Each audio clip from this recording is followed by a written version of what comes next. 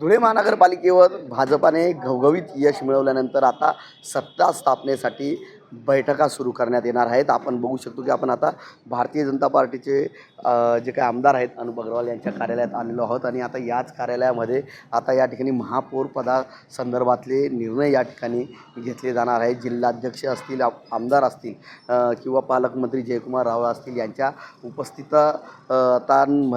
बैठका होऊन या ठिकाणी भारतीय जनता पार्टीचा महापौर ठरणार आहे आणि सविस्तर ज्यावेळी या ठिकाणचं आरक्षण निघेल त्यावेळी वरिष्ठ स्तरावर या ठिकाणाहून या प्रस्ताव पाठवले जाणार आणि वरिष्ठ लेवललाच या ठिकाणी महापौर पदाचा उमेदवार ठरेल आणि त्यानंतर महापौर पदाची निवडणूक होणार आहे. 50 जागा जिंकून भारतीय जनता पार्टीने घवघवीत यश मिळवलेलं आहे.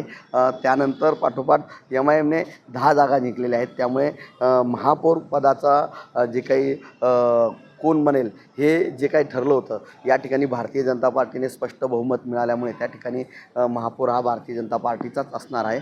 मात्र असं असलं तरी आता या ठिकाणचा गटनेता निवडला जाईल आणि गटनेत्याच्याच मार्फत या ठिकाणी नाशिक येथे या सर्व नगरसेवकांची विभागीय कार्यालयात नोंद होणार आहे. त्यानंतर गटनेत्याच्या आदेशाने या ठिकाणी जी बैठक होईल त्यामध्ये या ठिकाणी महापौर पदाचा उमेदवार निश्चित होईल आणि त्यानंतर महापौर कोणाला मिळतं हे देखील पाहणं तेवढं महत्त्वाचं ठरणार आहे. त्यामुळे भारतीय जनता पार्टीने एकीकडे 50 जागा जिंकल्या असल्या तरी महापौर पदाचे इच्छुक उमेदवार मोठ्या प्रमाणात आहेत. त्यामुळे नेमकी महापौर पदाची माळ आरक्षण झाल्यानंतर कोणाच्या गळ्यात पडते हे देखील पाहणं तेवढं महत्त्वाचं ठरणार आहे.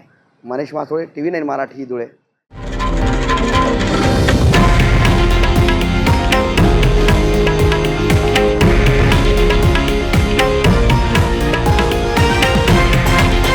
हे आहे देशातील नंबर 1 न्यूज नेटवर्क आणि आपण पाहत आहात TV9 मराठी, एकमेव.